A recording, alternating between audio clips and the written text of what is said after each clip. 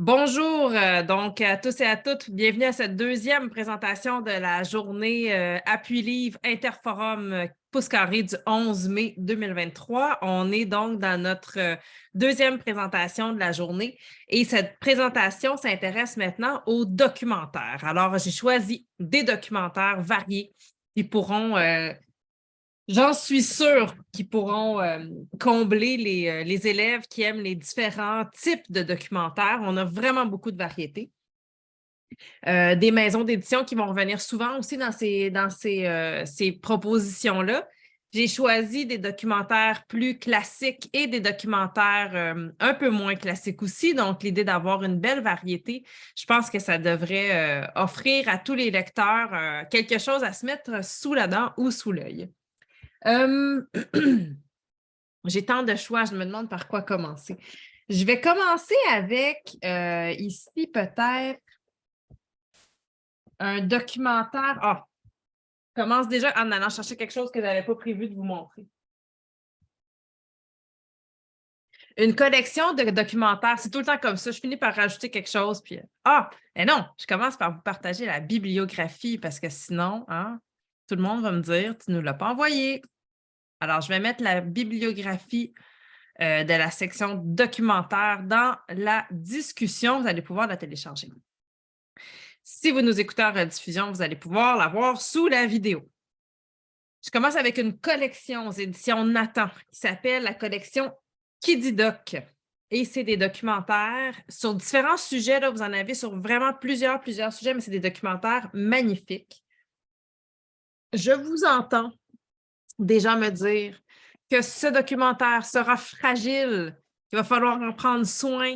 Oui, il y a des documentaires, vous allez en voir plusieurs dans la présentation aujourd'hui, des documentaires dont il faut prendre soin pour sensibiliser les enfants aussi au fait de prendre soin des livres, mais je pense que ce n'est pas une bonne raison pour ne pas avoir ces documentaires-là parce qu'ils sont tellement attrayants, attirants, ça donne envie de les feuilleter, ça donne envie de les ouvrir. Celui qui est dans ma bibliographie déjà, c'est le Qui dit doc des héroïnes. Alors ici, ce sont toutes des femmes qui ont changé l'histoire. Donc, vous avez déjà une présentation de toutes les femmes que vous allez découvrir. Et ensuite, on y va. Plusieurs des femmes, parce que vous en allez avoir vraiment beaucoup, elles sont séparées par sujet.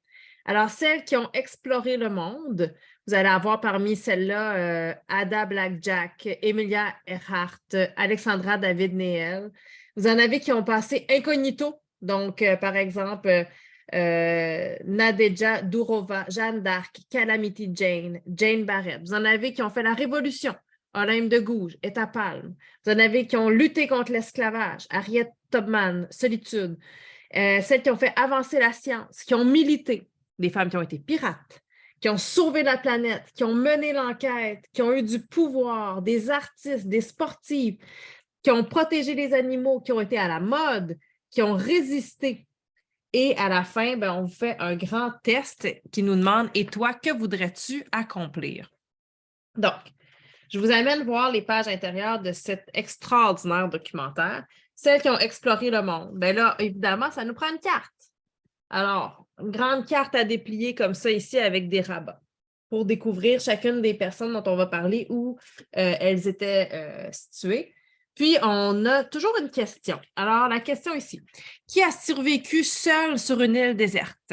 Est-ce que quelqu'un saurait répondre à cette question? Qui a survécu seule, une femme sur une île déserte? Eh bien, c'est Ada Blackjack, une jeune Inuit qui a participé en 1921 à une expédition sur l'île de Wrangell dans l'océan Arctique. Il y faisait un froid glacial et il était très difficile de trouver de la nourriture.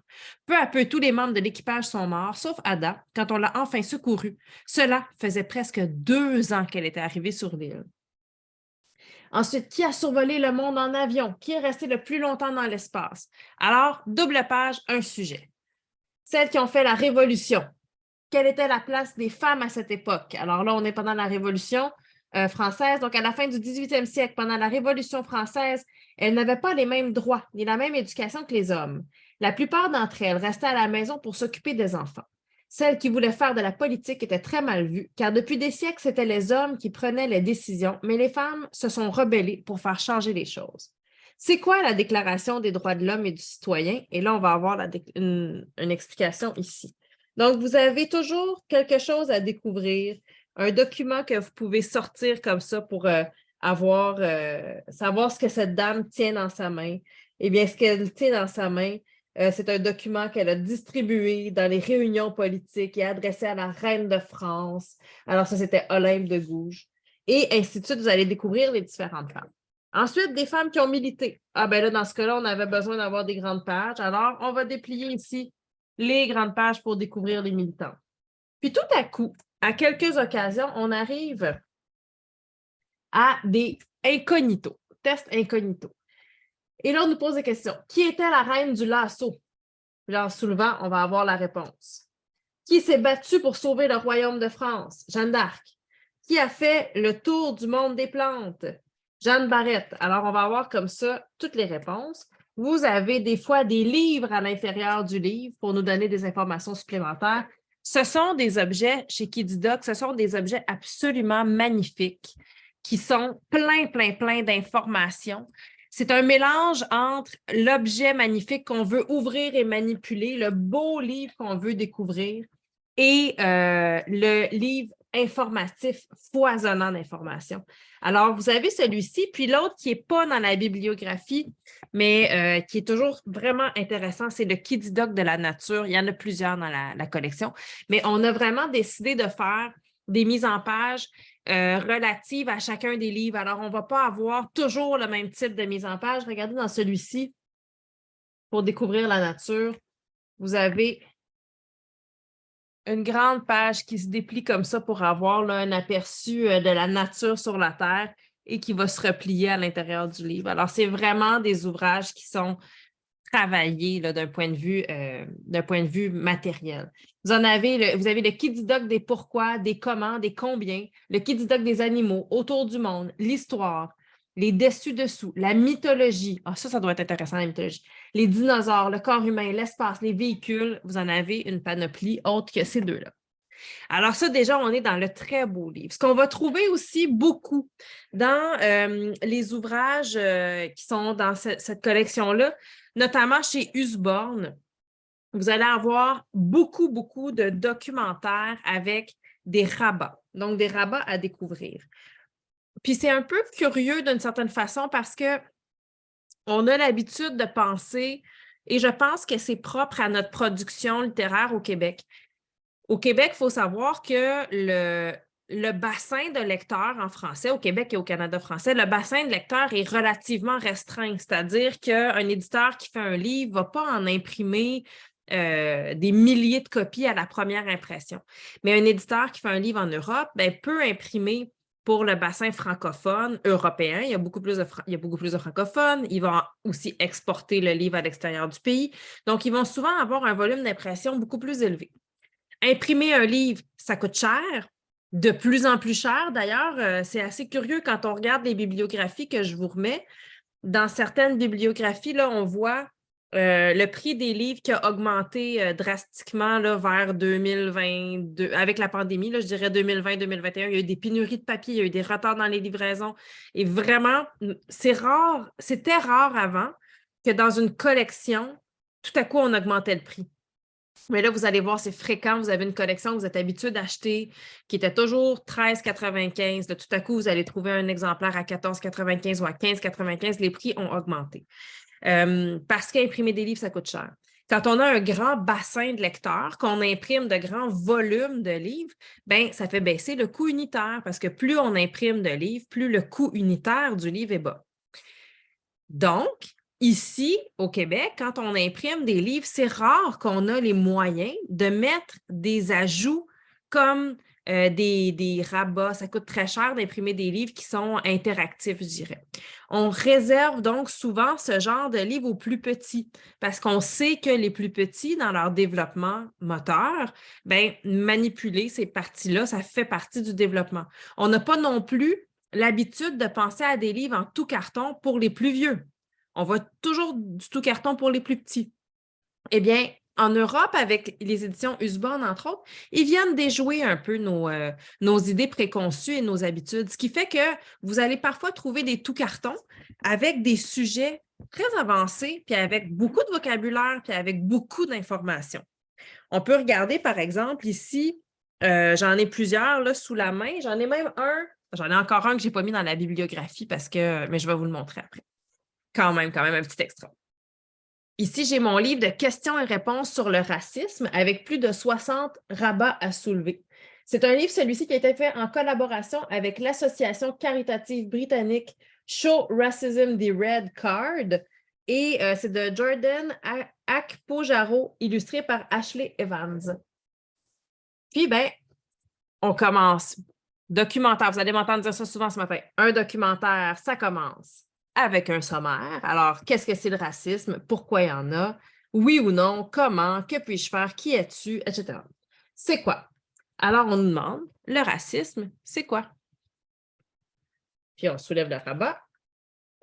C'est traiter les personnes différemment et injustement selon la couleur de leur peau, leur origine, leur religion ou leur tradition familiale. N'importe qui peut être raciste, même sans le vouloir. Il n'y a jamais d'excuse au racisme. Puis elle a dit, pourquoi me rejette-t-il? Puis elle l'autre répond, tu as entendu son accent. Bon, que ressentent les victimes? Beaucoup de personnes confrontées au racisme subissent une pression qu'il leur est impossible d'ignorer ou de chasser. On me traite encore injustement et je suis en colère. Je suis triste et j'ai peur, mais je ne veux pas en parler. Je suis fatiguée d'être tous les jours ignorée et mise à l'écart. Je ne suis pas à l'aise, mais je ne sais pas comment y remédier. Alors, vous voyez, il y a quand même toujours beaucoup d'informations qui est partagée. On va aller voir un peu plus loin. Alors, pourquoi y a-t-il du racisme? Pourquoi les gens se déplacent-ils, par exemple? Donc, pour plusieurs raisons, en voici quelques-unes. Pour aller dans une meilleure école, pour avoir un meilleur travail, pour fuir le danger ou peut-être par attrait de la nouveauté. Donc, on a différentes raisons. Pourquoi certains ici, pourquoi les gens sont-ils racistes? Bon, on nous dit, pour beaucoup de raisons différentes. Les gens ont des idées racistes sans même s'en rendre compte. Elles viennent peut-être de leur famille ou de leurs amis. Ils peuvent aimer se sentir au-dessus des autres et les mépriser en raison de leurs différences ethniques. Certains groupes pensent que les meilleures opportunités doivent leur revenir ainsi qu'à leurs semblables et pas aux autres. N'importe qui peut être raciste s'il juge ses valeurs supérieures à celles des autres. Puis on voit quelqu'un qui dit « c'est même pas de la musique ». Puis l'autre répond « mais si, c'est du raga, une musique traditionnelle indienne très appréciée ». Oui, Anne nous dit, bonjour Anne d'ailleurs, elle nous dit c'est idéal pour le nouveau cours d'éducation à la citoyenneté. Absolument, c'est des livres qui vont avoir toutes les informations à découvrir pour ces cours-là. Ensuite, vous avez comme ça là, plusieurs sujets qui vont être abordés. Il y a un côté historique ici. Souvent, hein, on aime ça dans les documentaires sur des sujets qui sont importants comme celui-ci, d'avoir des pistes de solutions. C'est bien de dire l'état des faits, mais maintenant, qu'est-ce qu'on peut faire comme individu? On va trouver ça de plus en plus aussi dans les documentaires qui parlent d'écologie, de la planète, donc des pistes de solutions. Alors, que puis-je faire? Pourquoi écouter est-il important? Parce que cela permet une compréhension réciproque. Sois à l'écoute et tu apprendras comment le racisme touche les autres et comment tu peux les aider. Si tu n'écoutes pas, tu passeras peut-être à côté de la vérité et la situation risque d'empirer. Puis lui, il dit, on doit ignorer nos différences. Et l'autre fille répond, non, on doit apprendre à les connaître. L'ignorance ne combat pas le racisme. Par exemple, si qu'est-ce qu'une manifestation? Alors, vous avez encore l'explication. Ensuite, on va découvrir des jeunes qui viennent de partout dans le monde. Donc, pour chacun, par exemple, ici, on va avoir Salim. Puis Salim va se présenter. Il nous explique que ma mère a fui la guerre dans son pays et s'est réfugiée en Jordanie. Elle a dû laisser derrière elle sa famille et ses biens. Aujourd'hui, c'est notre pays. Nous avons beaucoup d'amis jordaniens. Donc, on va découvrir plusieurs enfants et quelques informations supplémentaires avec un guide du petit militant ici pour nous apprendre à militer contre le racisme. Alors, vous voyez, hein, c'est un documentaire avec une apparence d'emblée. Avec les rabats, on se dit, oh, ça va être assez jeune, mais finalement, on a vraiment un contenu qui est très complet. Je vous disais ici qu'on en avait aussi sur l'écologie. Alors, celui-ci, un plus petit format un peu, ce que nous jetons et comment l'éviter. Donc, on est dans la collection Les Petits Curieux Usborne. Dans cette collection-là, encore une fois, vous allez avoir une panoplie de livres avec des sujets variés. Là, j'ai les récifs coralliens sous la main. Ici, j'ai Ce que nous jetons et comment l'éviter.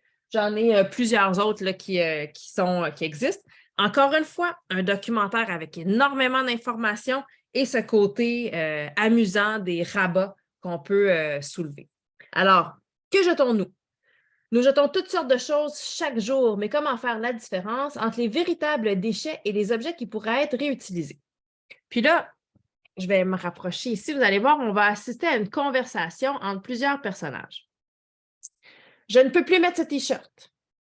Lui, il dit, ne vous en débarrassez pas, il pourrait convenir à d'autres. Elle a dit, j'ai fini de lire ma bande dessinée. Lui, il dit, ne jette pas cette lingette dans une canalisation, elle pourrait finir dans la mer. Ma boîte repas est trop sale pour que je la garde. Puis lui, il répond, il t'en faudrait une qui pourrait être lavée. Elle a dit, cette chaise ne devrait pas être mise dans la benne. Hein? On ne jette pas n'importe quoi, n'importe où. Puis là, lui, il dit, même si cette carotte a un drôle d'aspect, elle est bonne à manger. Alors, donc, on est documentaire, début de documentaire, information générale. Ensuite, on va nous parler des matières premières. Et là, si par exemple, ici, on nous parle du gaz carbonique qui est émis lors de la production d'électricité et de l'utilisation de machines et de véhicules, on va avoir une information complémentaire. Fabriquer une trottinette en métal émet beaucoup de gaz carbonique. Les roches extraites des mines contiennent des métaux. Séparer le métal des roches nécessite de l'électricité. Les machines façonnent le métal pour en faire des trottinettes et des navires les transportent dans le monde entier. Ça nous donne quand même un point de vue global sur l'émission que ça peut avoir en ligne de compte. Que deviennent les déchets? Une nouvelle vie pour les déchets, la collecte des déchets, le tri et le recyclage et voir plus loin. Donc, encore une fois, quelles sont les actions qu'on pourrait poser? Donc, on nous dit, avant d'acheter quelque chose de nouveau, demande-toi ce qui se passera quand tu n'en auras plus besoin. Ne pourrais-tu pas plutôt emprunter afin de produire moins de déchets? Donc, on a des petites fenêtres à ouvrir. Elle a dit, je veux une robe chic pour une soirée, alors j'en ai loué une au lieu de l'acheter. Ici, j'emprunte des livres à la bibliothèque. Ici, pourrais-tu organiser une fête sans déchets? Oui, les ballons finissent à la poubelle, alors on les a remplacés par des bulles de savon et des décorations en tissu. Comme cadeau, maman a loué un vélo. Quand j'aurai grandi, elle en louera un autre à ma taille. Bon anniversaire. Alors, on a toutes sortes de solutions ici par rapport à l'écologie. Je vous ai dit que j'allais vous en montrer un autre là, pour vous dire à quel point ils ont du documentaire pour tous les âges avec des rabats. Est-ce qu'il y en a ici qui, comme moi, n'ont pas vraiment tripé sur leur cours de chimie au secondaire? Parce que moi, le cours de chimie, je peux vous dire que, premièrement, je n'ai pas fait tous les cours. Hein? Anne a dit moi. Les cours de, tu sais, on avait le choix, là, rendu à la fin du secondaire, entre chimie physique puis histoire géo. Merci Marie-Josée qui dit moi aussi. Puis nous, on avait le choix entre chimie physique puis histoire géo à la fin du secondaire. Puis on était comme considérés comme des lâches et paresseux si on faisait histoire géo, là, parce que c'était considéré que si on faisait des sciences dures, c'était beaucoup mieux que si on faisait des sciences molles. Donc, moi, je n'avais aucun intérêt pour les sciences. Alors, je suis allée faire histoire géo, puis c'était bien mal vu. Là. Tout le monde me disait que j'allais me fermer les portes à tout jamais. Finalement, on peut se dire que c'est pas si pire que ça, mais des fois, dans la vie, on sait ce qu'on aime et ce qu'on n'aime pas. Sylviane dit, j'ai pas aimé ça au secondaire, j'ai eu une épiphanie au cégep. La chimie, c'est finalement formidable. Bien, c'est ça. Alors, il y a l'enjeu de comment on l'apprend, de comment ça nous est enseigné. Je pense aussi, puis dites-moi si je me trompe, vous êtes pédagogue alors que moi, je ne le suis pas, mais moi, je pense qu'il y a bien des affaires qu'on apprend au secondaire que notre cerveau n'est juste pas rendu assez développé pour comprendre tout ça. Là. Il me semble que moi, j'ai appris le latin au secondaire, puis il me semble qu'apprendre le latin aujourd'hui, j'apprendrais bien plus d'affaires, puis je comprendrais bien mieux l'intérêt du latin que quand j'avais 12 ans. J'ai l'impression que, en tout cas, pour ma part, mon cerveau de la chimie n'était pas assez développé au secondaire, puis je ne comprenais pas non plus à quoi ça pouvait me servir, moi, dans la vie. Je ne voyais pas là, du tout ce que ça pouvait me faire. Mais ah oui, trop d'anxiété, pas disponible pour ça à l'adolescence, mais je pense effectivement qu'il y a bien des choses. En même temps, il faut les apprendre à un moment donné. Il y en a pour qui ça va susciter l'épiphanie au secondaire, puis ils vont aller étudier là-dedans après. Il faut avoir quelque chose de généraliste quand même. Mais si on a des bons outils, c'est sûr que ça aide. Et moi, en chimie, si j'avais eu Découvrons ensemble le tableau périodique, je peux vous dire que j'aurais passé des heures à soulever tous les petits rabats pour réussir à comprendre chacun des détails du tableau périodique. Alors, on commence, ça, ce n'était pas dans votre bibliographie, là, c'est un ajout de dernière minute enthousiaste. Je me suis dit, ce livre-là, je l'ai présenté souvent, là, je vais en présenter d'autres, mais je l'aime trop. Je ne peux pas le présenter, c'est comme un de mes livres préférés scientifiques. Qu'est-ce que le tableau périodique? Alors, on nous dit tout ce qui se trouve dans l'univers est constitué de composants appelés éléments chimiques. Ils s'agglomèrent pour former absolument tout, des minuscules grains de poussière aux planètes entières. À ce jour, les chercheurs ont identifié 118 éléments, souvent présentés dans une grille appelée le tableau périodique des aliments.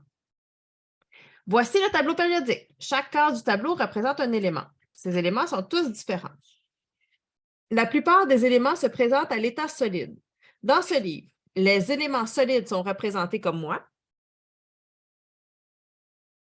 mais ils peuvent être liquides, comme moi. Puis ici, on nous dit ou gazeux, comme moi. Et là, regardez ça. Vous avez donc votre code de couleur là, qui vient d'être établi. Et là, la page magique, la page du tableau périodique. Et chacune des sections, on peut la soulever pour découvrir les éléments qui s'y cachent. Puis, c'est un petit peu comme une table des matières en même temps. Ici, rends-toi aux pages 9 et 10 pour découvrir comment ces éléments, appelés les métaux mous, sont utilisés. Ces éléments, appelés les halogènes, sont aussi des non-métaux. Rends-toi à page 13 pour en savoir plus. Les gaz de cette colonne, appelés des gaz nobles, ne se mêlent pas aux autres. Rends-toi page 14 pour en savoir plus. Ici, la section centrale du tableau contient des métaux durs et brillants, appelés métaux de transition. Rends-toi aux pages 7 et 8 pour en savoir plus. Alors déjà ici, là, on a une panoplie d'informations qui nous aident à se familiariser avec le tableau. Et saviez-vous qu'on a aussi des éléments qui portent le nom des gens qui les ont découverts? Alors, qui a découvert le fermium? Je ne vous demande pas l'einsteinium, là, parce que vous savez c'est qui, là. Le fermium. Alors là, on peut soulever et regarder. On apprend que c'est Enrico Fermi qui a découvert le nobélium. Ça, vous le savez. C'est notre ami Alfred Nobel. Alors, vous avez comme ça tous les éléments qui peuvent être soulevés. Et ensuite, on va découvrir section par section, toujours avec notre code de couleur, les différents éléments, avec des pages qu'on peut soulever pour avoir des informations spécifiques. Donc, l'apprentissage des sciences, c'est quelque chose qu'on a en tout cas, à mon époque, on apprenait souvent les sciences avec bien du par cœur. Il fallait apprendre par cœur les choses, se souvenir des noms, se souvenir des termes, mais ça ajoute vraiment un appui visuel pour les jeunes apprenants. Puis, tu sais, je disais que c'est les livres arabes qu'on associe souvent aux petits, mais il y a 6 mois à peu près, cet automne, je suis allée faire une vente de livres au Manitoba avec ces livres-là. Puis, on avait surtout des livres arabes pour les tout-petits. Puis, c'était marquant, on était dans une école, puis là, les élèves, ils rentraient dans le gymnase où il y avait l'exposition des livres. Puis, les grands allaient soulever tous les rabats des livres des tout-petits. Même si c'était des livres pour les enfants plus jeunes. Ils aimaient ça. Ils s'amusaient à soulever des rabats, ça les amusait. Donc, c'est sûr qu'un livre comme celui-là va les attirer. Je vais poursuivre avec d'autres livres documentaires pour les plus grands qui, moi, quand j'étais adolescente, m'auraient sûrement attirée parce que moi, mon intérêt, c'était autour des mots, de la langue, de la lecture. J'étais ce genre d'enfant qui aimait déjà la langue et la lecture. Alors, je vais vous présenter des ouvrages dans lesquels j'aurais pu me perdre à cette époque. Je vais commencer, donc, je vous ai raconté dans la première présentation que je suis allée faire une semaine de présentation en Alberta auprès d'élèves qui étaient en immersion française et j'avais des animations à faire auprès des adolescents en immersion française. Jusqu'à la 12e année. La 12e année, c'est presque le cégep ici, c'est comme la secondaire 6. Là. Je vais vous dire franchement, là, ça me stressait. Parce que présenter des livres aux ados, c'est déjà un défi, vous le savez, vous le vivez. On veut les intéresser, Moi, j'arrive là, je suis quelqu'un que ces ados-là ne connaissent pas. Alors, il y a toute la tenue de classe. En Alberta, ils n'ont pas de maximum par classe. Fait qu'il y a des très grosses classes, puis des fois, elles étaient jumelées. Fait que je me retrouvais des fois avec des groupes de 50 adolescents. 50 adolescents qui décident qu'ils n'ont pas le goût, là. Il n'y a pas grand-chose que tu peux faire pour les ramener, là. Tu sais, ça prend beaucoup de collaboration de la part des enseignants qui ont été formidables. Mais je me disais avant de partir, qu'est-ce que je peux apporter qui va les intéresser? Je ne connaissais pas tout à fait le niveau du français. Des jeunes en immersion aussi qui ont fait tout leur parcours en immersion, mais qui sont plongés dans un bassin anglophone. Et là, j'ai fait mes recherches et j'ai trouvé des documentaires qui parlent de la langue et avec lesquels je pouvais leur faire des quiz, des questions, des questionnaires. J'ai commencé avec Les mots se mangent de Daniel Pennac. Alors ici, vous avez illustré par Florence Sestak. Alors ici, vous avez Les mots se mangent. Dans la même collection, il y a aussi Les mots ont des oreilles. Donc, ce sont des recueils d'expressions en lien avec un thème. Ici, avec l'alimentation. Les mots ont des oreilles, c'est des expressions en lien avec les parties du corps. Puis, on nous dit déjà en arrière, si les mots se mangent, c'est parce qu'ils sont drôlement appétissants. Pour manger, on dit aussi goûter, grignoter, picorer, becqueter, croquer, gober, déguster, boulotter, bouffer, dévorer, baffrer, etc. Eh bien, nous affirmons que les mots se mangent, se goûtent, se grignotent, se picorent, se becquettent, se croquent, se gobent, se dégustent, se boulottent, se bouffent, se dévorent, se baffrent et même etc. Bon appétit, mangeur de mots. Qu'est-ce que c'est exactement Les mots se mangent? Ben, c'est un recueil d'expressions en lien avec l'alimentation. Et on a une histoire qui nous est racontée, donc des textes narratifs. C'est écrit par Daniel Pennac, on se rappelle, des textes narratifs qui incluent les expressions qui sont nommées. Par exemple, connaissez-vous l'expression? Et là, c'est produit par le Robert. Vous savez, hein, le Robert fait évidemment là, le Robert Junior, que vous connaissez sans doute, qui est une version américanisée, nord-américanisée du Robert et qui est pour les jeunes. Donc, on reconnaît même des personnages sur la page couverture, hein, comme la Jean-Jean. Donc, c'est un documentaire vraiment très complet pas un documentaire, mais un dictionnaire très, très complet pour les jeunes, plus spécifiquement pour les jeunes du primaire. Mais Robert, en plus du dictionnaire, font beaucoup de types de documentaires et d'ouvrages sur la langue. Vous avez des bandes dessinées sur la langue, par exemple la collection Zazie, Zazie sans faute. Vous avez celui-ci qui fait partie d'une collection aussi. Donc, toujours avec l'objectif de découvrir le vocabulaire. Mais comme je vous dis, c'est Robert et c'est fait en France. Alors, il y a des expressions que nous, on ne connaît pas nécessairement ici, mais qui font partie de l'usage courant en France. Puis, ben, il y a des expressions que nous, on a ici au Québec qui ne sont pas dans l'ouvrage. Alors, ça vaut la peine après ça de faire, on pourrait faire, même avant de présenter les documents, les différentes expressions, on peut sonder les jeunes pour savoir quelles expressions, eux et elles, ils connaissent en lien avec l'alimentation. Donc, on fait une grande étude de ce qu'ils connaissent déjà. On regarde quelles sont les expressions qui sont déjà dans notre documentaire et lesquelles on devrait ajouter et le texte qu'on devrait écrire pour les accompagner. Par exemple, si je ne me trompe pas, être tassé comme des sardines, on ne l'a pas dans ce documentaire-là. Par contre, il y a avoir la banane. Et qu'est-ce que ça veut dire avoir la banane? Si je vous montre l'illustration.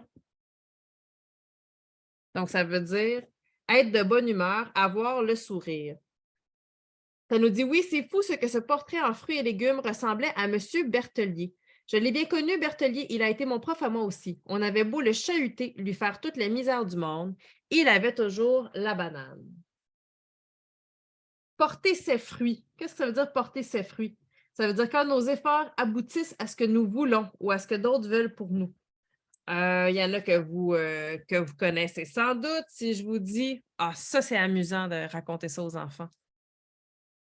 Espèce d'andouille. Qu'est-ce que ça veut dire, espèce d'andouille?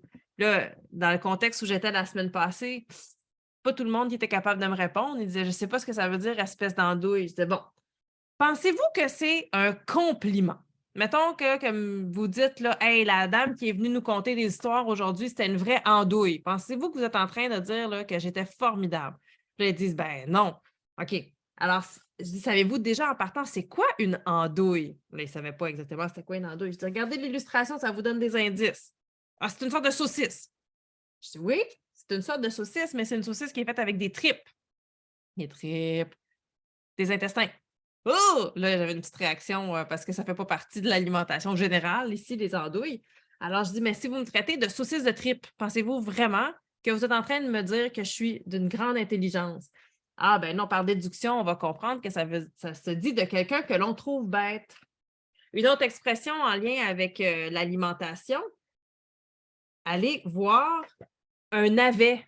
Hein? Si je vous dis, je suis allée au cinéma et j'ai vu un vrai navet, est-ce que j'ai vu un film extraordinaire? Puis là, il me disait, ben non, non, j'ai vu un film qui n'était pas très bon. Probablement un film qui a été produit par une vraie andouille. Alors, comme ça, ben, ça nous permettait de se promener au travers des expressions en lien avec l'alimentation. Il y a aussi un autre ouvrage qui est paru, je pense que c'est, je vais vérifier, on pourrait vérifier dans la bibliographie, mais ça vient tout juste d'apparaître. C'était janvier 2023. Donc, vous l'avez dans la bibliographie qui s'appelle « Quand les petites poules auront des dents ». Alors, vous connaissez les petites poules, les fameux personnages des petites poules qu'on a trouvés dans de nombreux albums chez Pocket. Alors là, on a mélangé les petites poules et le Robert. Ici, on est avec Christian Jolibois et Christian Henrich.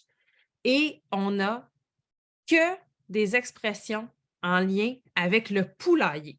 Alors, si je vous demande, écrivez-moi ça dans la conversation, ça va tous nous réveiller. Là. Connaissez-vous des expressions en lien avec des éléments qui peuvent se trouver dans un poulailler? Qu'est-ce que vous connaissez comme expression? On en connaît pas mal plus qu'on pense. Ou quelqu'un qui voudrait ouvrir son micro. Hein? Si vous voulez parler un peu, ça va vous délier la langue. Est-ce que vous connaissez des expressions en lien avec le poulailler? Merci, Diane. Marcher sur des œufs. Excellent. Une des expressions, effectivement, qui se trouve dans notre documentaire, si je me souviens bien. Marcher sur des œufs, page 34. Avoir la chair de poule. Merci, Anne. Absolument avoir la chair de poule. Vous en connaissez plusieurs. Quand on se réveille très tôt, on se réveille à quelle heure ou à quel moment? On se réveille au chant à l'heure des poules, absolument, ou au chant du coq. On peut dire qu'on se réveille à faire son coq. Ah oui, ça, il y en a peut-être dans vos classes aussi, des fois, qui font leur coq. Hein? Mettre tous ses œufs dans le même panier. Ça aussi, hein? Et dans ce cas-ci, donc, le documentaire, on n'a pas une application de l'expression dans la fiction, mais on a une définition et une section pour apprendre un peu plus, donc avec des informations. Ah, Marie-Josée nous dit une maman poule, c'est bien vrai. Ne pas mettre tous ses œufs dans le même panier signifie ne pas placer tous ses sous dans la même entreprise au risque de tout perdre. On dit aussi ne pas tout miser sur le même cheval. C'est savoir diversifier. Ne pas mettre tous ses œufs dans le même panier, c'est un simple conseil de prudence afin d'éviter la casse. Apprendre en s'amusant. En 1910, il y a donc plus d'un siècle, un jeune Canadien, ça nous concerne, du nom de Joseph Coyle, observe en se bidonnant un fermier et un restaurateur qui s'empoignent avec colère. Le cuisinier reproche au paysan de lui avoir livré un panier d'œufs dont la moitié est cassée. Le bougre avait mis tous ses œufs dans le même panier. Joseph se dit comment transporter les œufs sans risque de les casser. Il cherche et finit par trouver. Il façonne à l'aide de carton une boîte avec de petites alvéoles individuelles où l'on place l'œuf bien droit. Joseph Coyle venait d'inventer la boîte à œufs. Saviez-vous ça que la boîte à œufs, c'était une invention canadienne? On peut être fiers de notre invention canadienne qui nous permet de ne pas se casser des œufs. Il n'y a pas une expression avec casser des œufs. On ne fait pas d'omelette sans casser des œufs. Vous avez déjà entendu cette expression-là? Ah, ben là. Quand est-ce qu'on va aller au parc, madame? Quand les poules auront des dents. Vous l'avez déjà utilisé. Alors, on nous explique l'expression et quand on nous dit apprendre en s'amusant, l'expression quand les poules auront des dents n'est pas tout à fait exacte. En effet, les poules, à un moment de leur vie, sont dentues. Et oui, quand il est encore dans son œuf, le poussin possède une petite dent blanche sur le bec appelée dent de l'œuf. Lors de l'éclosion, cette quenotte va lui servir à fendre la coquille, puis en renouvelant ses efforts, à la casser et ainsi pouvoir s'extraire de l'œuf. Opération épuisante qui explique peut-être cet air renfrogné qu'arborent les poussins enfin débarrassés de leur coquille. Et oui, Anne, elle nous dit les illustrations sont toujours aussi magnifiques, absolument, avec souvent une mise en scène amusante. Alors, on nous dit oh, gracieuse piquante, voulez-vous m'épouser? Puis elle a dit quand les poules auront des dents. Ça me fait penser un peu, tu sais, si vous avez des lecteurs qui aiment les savais-tu au sujet des animaux. Donc, une information, une blague avec un côté un peu d'album ou de bande dessinée, bien, ça vous donne là, vraiment un beau documentaire pour aller encore plus loin. Une fois qu'ils ont lu tous les savais-tu, puis que là, vous ne savez plus quoi leur recommander, c'est un peu dans le même style, ça pourrait intéresser les lecteurs. Le niveau de lecture est un peu plus élevé, les textes à lire un peu plus longs, mais on va correspondre là, à leurs intérêts ici. Toujours au sujet des expressions et du vocabulaire, ces fameux livres qui m'auraient charmé quand j'étais moi-même plus jeune. C'est une collection aussi chez Le Robert de Sandrine Campese. J'en ai 3 dans la bibliographie, mais il y en existe plusieurs. Il y en existe peut-être 6. Et c'est un petit dessin. Alors ici, on a un petit dessin vaut mieux qu'une grande leçon. On a aussi un petit dessin pour ne plus prendre un dromadaire pour un chameau et un petit dessin pour parler comme les grands. Alors, quelle est la différence entre un dromadaire et un chameau? Le savez-vous? Vous savez là, la différence entre un dromadaire et un chameau, j'en suis sûre. Le nombre de bosses qu'on va trouver sur les 2 espèces. Hein? Alors, est-ce que je vais retrouver la page du dromadaire et du chameau? C'est ce qu'on a sur la couverture, mais je vais essayer de la retrouver. Bon, bien, regardez, je vais prendre celle-ci à la place.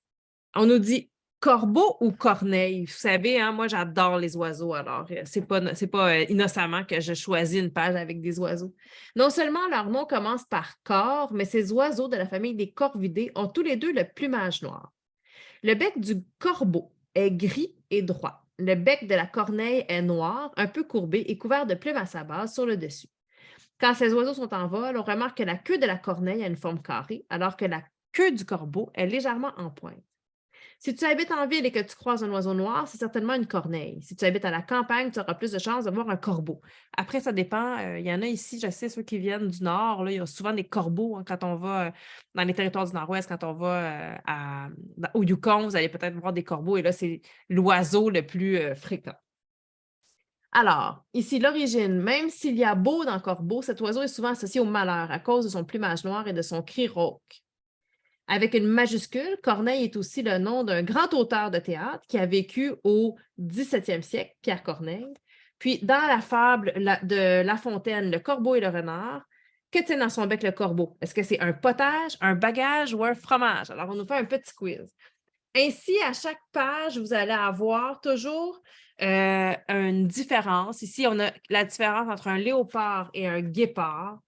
Est-ce qu'on doit dire un évier ou un lavabo? Quelle est la différence entre évier ou lavabo?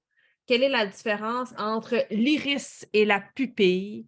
Alors, vraiment pour départager certains thèmes. Dans un petit dessin pour parler comme les grands, ça, là, je pense que ça va être un de vos coups de cœur parce que c'est un livre pour accroître le vocabulaire. Hein. On travaille beaucoup, les plus petits et les plus grands, là, on travaille beaucoup autour des synonymes.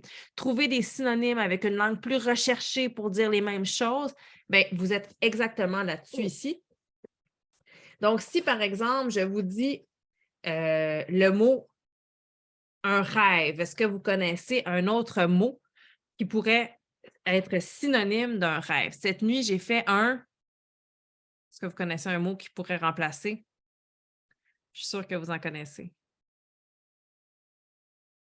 On en fait pendant les nuits d'été. Je vais vous donner un indice. Si on se réfère au théâtre, songe d'une nuit d'été, est-ce que ça vous rappelle quelque chose? Alors, un rêve, on peut dire un songe. Alors, on a l'explication et l'illustration. Une petite fille endormie rêve qu'elle vole parmi les nuages. Les bulles de son rêve deviennent de plus en plus grosses jusqu'à dessiner le haut du nom songe. Un rêve, un songe. Un rêve ou un songe est une suite d'images formant souvent une histoire qui se présente à l'esprit quand on dort. Un rêve est aussi une chose que l'on aimerait bien faire ou avoir. Tu dis, cette nuit, j'ai fait un rêve étrange, toutes mes peluches se mettaient à bouger et à parler. Tu peux aussi dire, cette nuit, j'ai fait un songe étrange, etc., etc. L'origine, la culture générale et le jeu. Alors, l'origine. En grec ancien, rêve se disait oneiros. En français, il a donné l'adjectif onirique. On aimerait tous vivre dans un monde de rêve, un monde onirique. Culture générale. Le 28 août 1963, l'Américain Martin Luther King a fait un célèbre discours pour l'égalité dans lequel il répétait la phrase I have a dream. Je fais un rêve. Et quand on a le petit quiz, d'après toi, qu'est-ce que la clé des songes? Bien, la clé des songes, c'est une méthode qui permet de révéler le sens caché des rêves. On parle aussi de l'analyse ou de l'interprétation des rêves. Pour entendre, on pourrait dire ouïr. Pour un livre, on peut dire un ouvrage. Pour difficile, on peut dire que c'est ardu. Alors, ainsi de suite, vous allez avoir une série de synonymes et leurs explications qui vont vous être partagées. Puis, dans un petit dessin vaut mieux qu'une grande leçon. Dans celui-ci, c'est vraiment d'utiliser l'illustration pour se rappeler du sens d'un mot. Et souvent, donc, l'illustration est utilisée pour créer une des lettres. Par exemple, ici, dans ustensile, alors le E est formé par la fourchette. Anne dit, c'est son préféré des trois, celui avec un petit dessin vaut mieux qu'une grande leçon. Moi, j'ai un faible pour un petit dessin pour parler comme les grands. Alors, on me demande le titre. On va recommencer les trois titres, là, vous allez voir, on va les repasser parce qu'effectivement, c'est allé vite. Un petit dessin vaut mieux qu'une grande leçon. Ça, c'est celui où on utilise l'illustration pour nous rappeler le sens d'un mot, comme qu'est-ce qu'une arête? Avec un seul R. Mais là, on se rappelle que l'accent circonflexe du E, c'est la queue du poisson, alors une arête se trouve dans un poisson. Un pied. Donc, ça, c'est pour un petit dessin vaut mieux qu'une grande leçon. Ils sont tous dans la bibliographie, ces trois-là. Un petit dessin pour parler comme les grands, c'est les synonymes. Et un petit dessin pour distinguer, pour ne plus prendre un dromadaire pour un chameau. Bien là, c'est où on a deux termes semblables, mais qui ne sont pas nécessairement synonymes, et pour les différencier. Est-ce que ça répond à votre question, Kate? J'espère que j'ai pris assez le temps de vous les montrer tous les trois. Merci, parfait. Oh, que le temps file encore si vite. J'ai encore tellement de documentaires à vous montrer. Je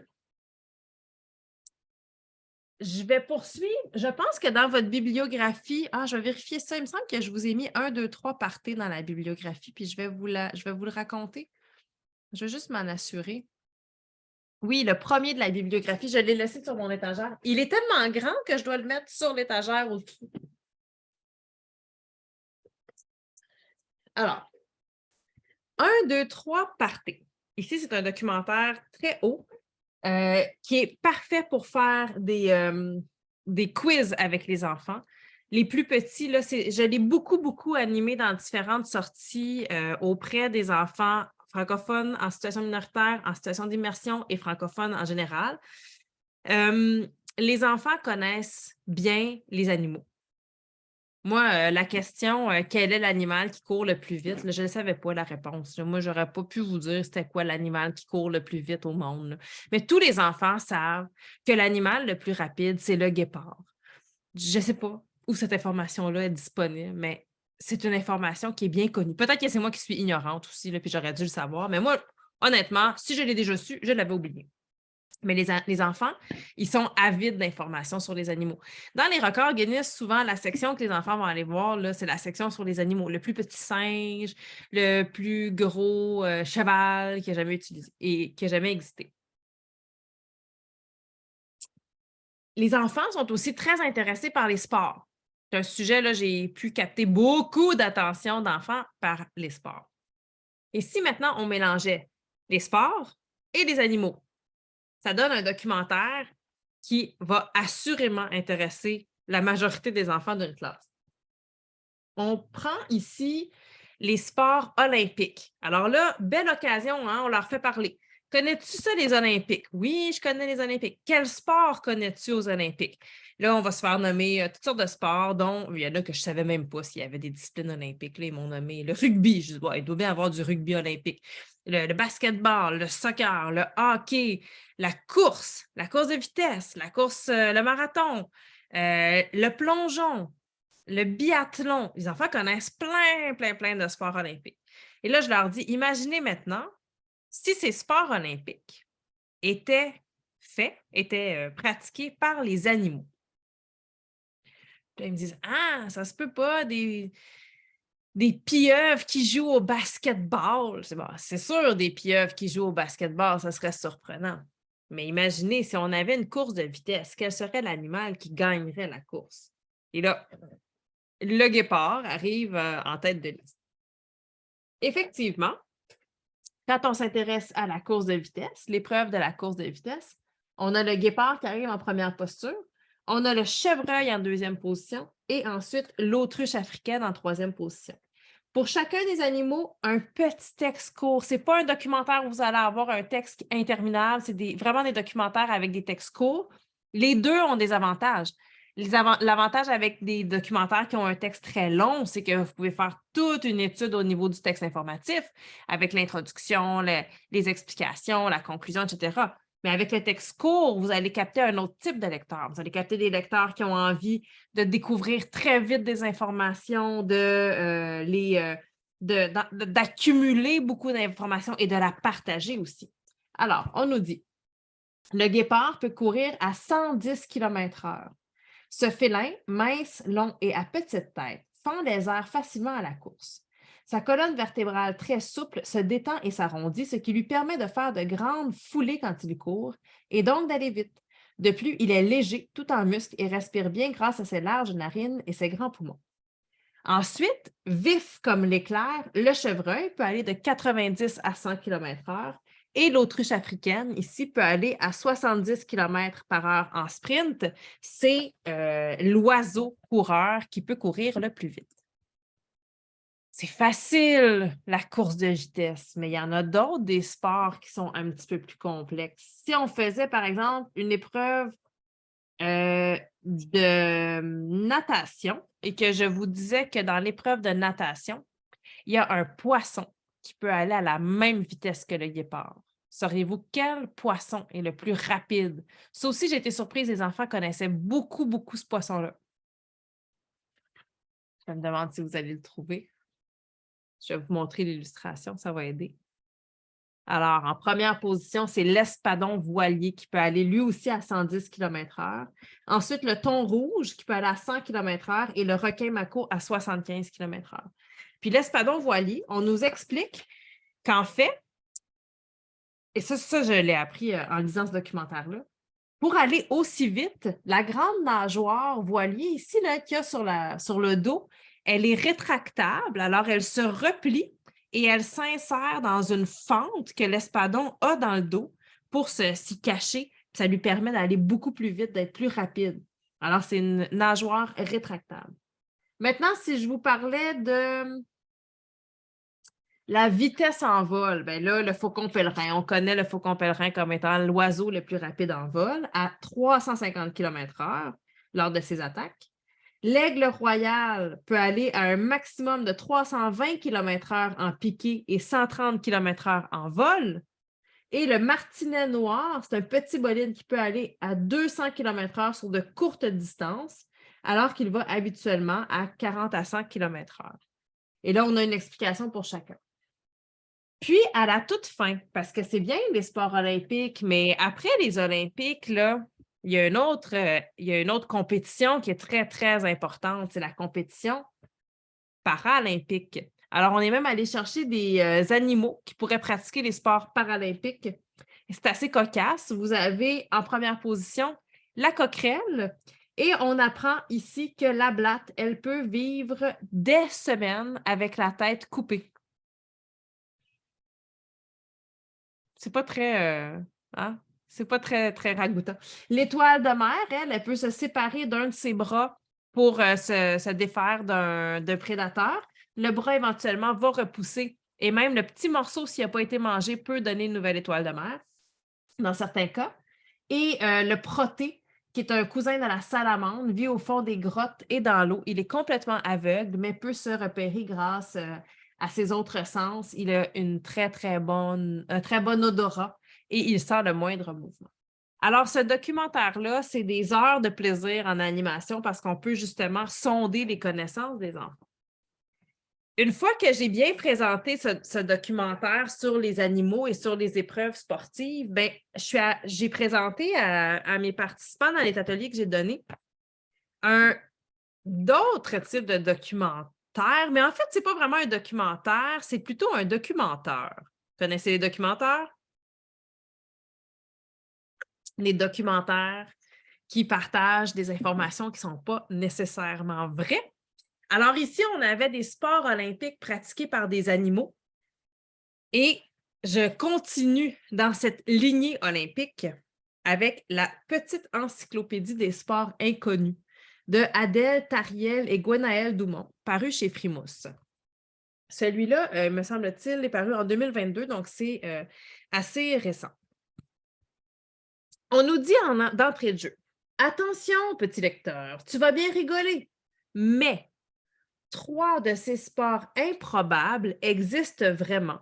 Vas-tu les repérer? » Et là, au sommaire, ici, on a une liste de sports complètement loufoques. Mais on vient d'apprendre qu'il y en a 3 qui existent vraiment. Donc, qui sont des vrais sports. Je vais vous en nommer 3, puis vous allez me dire lequel vous pensez qui existe vraiment. OK? Premier sport, le badminton de descente.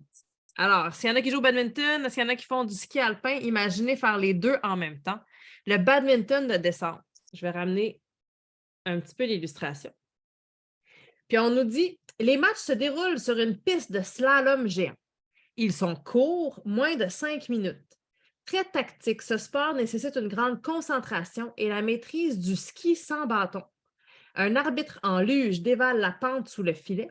Les fautes sont signalées seulement à la fin, toutes d'un seul coup, car le match ne peut pas être arrêté en pleine descente. Chaque faute entraîne le retrait d'un point sur le score final. Et le volant est lesté au plomb pour être plus lourd parce qu'on descend vite, on a besoin que le volant nous suive un petit peu. Si je vous présente ensuite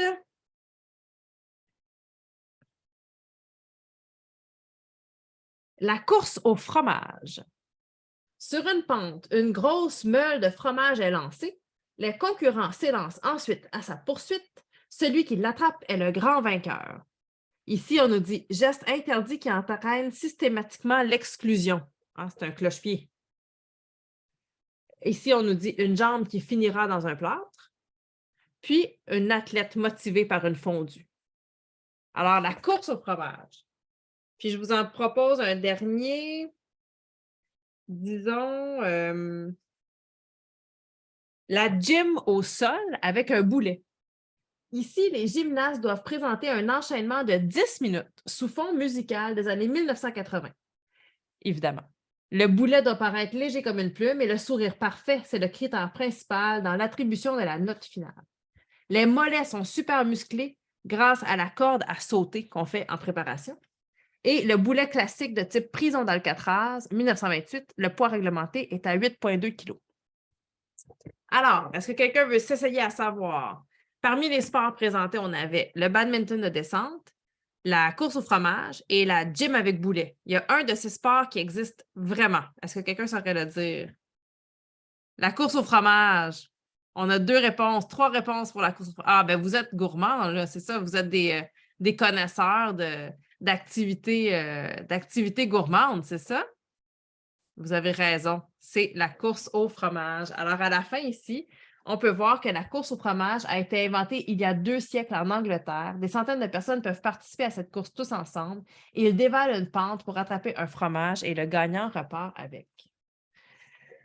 Ah, vous êtes bons, vous êtes bonnes, franchement. Vous connaissiez ce sport? Vous en aviez déjà entendu parler? Vous êtes des amateurs de fondue ou de gratin et puis vous étiez à la recherche du meilleur fromage pour votre gratin ce midi. Sophie dit oui, mais je ne sais plus du tout pourquoi. Mais c'est excellent. Ça, c'est des fois, il y a des informations qu'on connaît comme ça, mais on ne sait pas comment ça se fait qu'on les connaît. Peut-être que vous l'avez déjà lu dans un documentaire jeunesse. Ça se pourrait bien. Ah, j'ai encore plein de documentaires à vous présenter. J'en ai pas présenté énormément pour les plus petits. Alors, je vais continuer avec 2 documentaires pour les plus petits parce que je voudrais vraiment que tout le monde trouve quelque chose pour son groupe. Je vous ai parlé de Groune Québec plutôt avec le roman qu'on avait d'Audrey Archambault. Et puis, dans les premiers livres qui ont été publiés chez Groune Québec, vous avez les premières chansons québécoises. Ici, en fait, c'est une réédition. C'est d'un livre qui était déjà paru chez Groune, qui a été illustré par Aurélie Guilleret. Et c'est une occasion de découvrir en musique des chansons qui ont marqué l'histoire du Québec. Elles sont présentées de façon chronologique et c'est vraiment des chansons du patrimoine. Puis franchement, ce que je trouve intéressant, c'est que c'est pas nécessairement, c'est des chansons importantes dans notre patrimoine, mais c'est peut-être des chansons qu'on n'aurait pas pensé à présenter aux enfants quand ils sont petits. Et pourtant, comme on a un extrait de la chanson dans le livre musical, ça donne envie d'aller écouter la chanson en entier.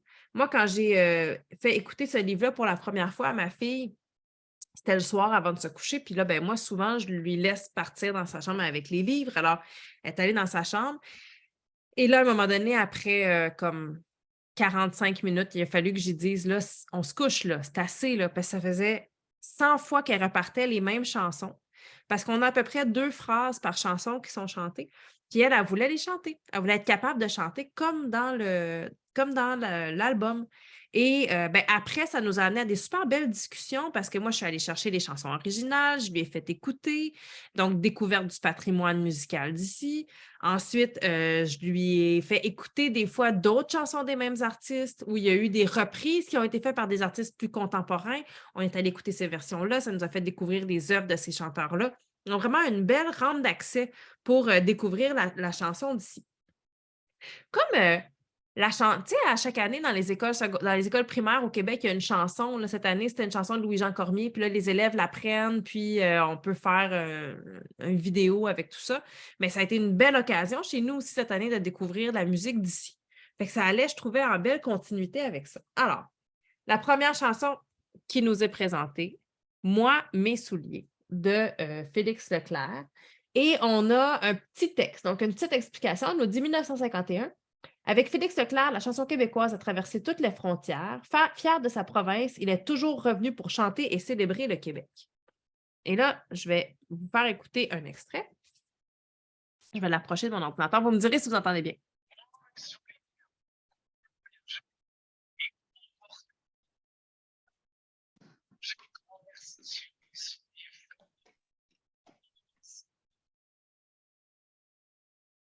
Vous avez entendu? Est-ce que vous pouviez entendre le son? Non? Ah, Anne dit non. Attendez. Faut que je trouve, il est où le micro là-dessus sur cet ordinateur? Je vais le rapprocher. Je vais me rapprocher de l'ordinateur. On essaie une dernière fois. Emporté de l'école à la guerre, j'ai traversé sur mes souliers ferrés le monde et sa misère. Alors là, vous avez entendu? Un petit peu mieux? Je pense que oui. Anne m'a écrit oui. Merci pour les réponses. Ah, j'ai un pouce en l'air aussi. Merci beaucoup pour ce pouce en l'air. Alors, vous avez Moi, mes souliers.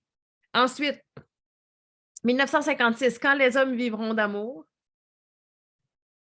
1975, Jean du pays. 1976, Je reviendrai à Montréal. Et 1978, Les blues du businessman. Alors, vraiment des chansons populaires qui ont marqué l'histoire de la chanson francophone au Québec. Une belle façon de découvrir ces chansons-là. Puis, les extraits sont assez courts. Les extraits sont bien chantés aussi. Ce n'est pas quelque chose de fatigant qu'on n'en peut plus d'entendre. On a envie de l'entendre. Puis, c'est vraiment une rampe d'accès, comme je vous le disais, pour découvrir d'autres chansons d'ici. Chez Groune de Québec, parmi leurs productions aussi, dès le lancement de la collection, ils ont publié un documentaire sur le Québec qui s'appelle « C'est quoi le Québec ?» Celui-ci est écrit par Patrick Couture. Patrick Couture, vous l'avez peut-être connu pour sa série chez Fides, La préhistoire du Québec. 7 tomes parus pour la jeunesse sur la préhistoire du Québec. Il avait écrit aussi un documentaire adulte sur la préhistoire du Québec. Anne est fan, elle nous a écrit « J'adore ». Et les illustrations sont de Paul Martin. Paul Martin a publié plusieurs livres jeunesse aussi, comme auteur et illustrateur, notamment aux éditions de Lisatis. Il y en avait un qui s'appelle Ma fusée, il y en a un qui s'appelle Un jour j'irai sur Mars. Donc, c'est deux créateurs qui ont une belle œuvre. Des créateurs qui ont travaillé aussi, je l'ai appris en allant au lancement, des travailleurs qui ont travaillé sans se rencontrer, par échange virtuel. Donc, ça a été pour eux une rencontre professionnelle. Quand on est allé au lancement, c'était la première fois qu'ils se rencontraient en vrai, mais ils avaient eu énormément de plaisir à travailler ensemble. Puis, évidemment, donc, toutes les matières où on va traiter de l'histoire du Québec, de la géographie, l'histoire, la géographie seront intéressés là, par ce documentaire-là. Alors, c'est quoi le Québec? Bien, on commence avec la géographie. Alors, c'est où? Qu'est-ce qu'il y a autour? Est-ce que c'est grand? Puis le fleuve Saint-Laurent, lui, est-ce qu'il est aussi grand? Ensuite, comment on divise le territoire? Bon, bien, les différentes régions administratives, il y en a 17. Et là, on nous invite à découvrir dans laquelle nous, on habite. Ensuite, quelles sont les villes les plus peuplées du Québec? La plus grande de toutes, c'est Montréal. C'est pour ça qu'on l'appelle la métropole. Est-ce qu'il y a des montagnes au Québec? Ah oui, il y en a plusieurs, les Laurentides, les Appalaches, etc. Le gouvernement. Comment va fonctionner le gouvernement au Québec? Qui sont les chefs? Alors, le chef du gouvernement fédéral, le chef du gouvernement provincial. On nous explique comment ça fonctionne. Comment fonctionnent les élections? Où travaille le gouvernement? Est-ce que nous aussi, on peut faire partie du gouvernement? Ah ben oui, on nous dit, bien sûr, dans quelques années. Tous les citoyens du Québec sont âgés de 18 ans et plus peuvent se présenter aux élections. Si tu gagnes, alors tu deviendras député. Tu pourras travailler à l'hôtel du Parlement et faire partie du gouvernement. C'est un travail très important. Ensuite, ben là, on a connu le gouvernement, mais il faut parler de la faune. Ça intéresse les enfants, les animaux. Alors, la faune du Québec, est-ce qu'il y a beaucoup d'animaux? Sur la Terre, quel est le plus gros? Quel est le plus petit mammifère? Ensuite, pourquoi est-ce qu'il y a si peu de reptiles au Québec? Ah, c'est une bonne question. Bien, l'hiver, il fait très froid. Alors, les reptiles sont des animaux à sang froid, c'est-à-dire que leur corps est à la même température que leur environnement. C'est pour cela que la plupart des reptiles se retrouvent dans les pays chauds. Toutefois, quelques espèces de tortues et de couleuvres sont capables de s'endormir pendant l'hiver en attendant le retour du printemps. Ainsi, ils peuvent survivre chez nous. On appelle ça l'hibernation. Donc, on entre dans l'écologie ici. Hein? Les peuples autochtones. Alors, qui a vécu au Québec en premier? Quelles traces on en a trouvées? Comment vivaient-ils à cette époque? Comment survivaient-ils à l'hiver? Et les Québécois qui ne sont pas des Autochtones, quand sont-ils arrivés? Est-ce qu'il y avait des villes? Etc., etc. On va parler de l'histoire. Donc, une panoplie de sujets en lien, excusez-moi, en lien avec le Québec pour découvrir la province, la culture, la langue, les habitants.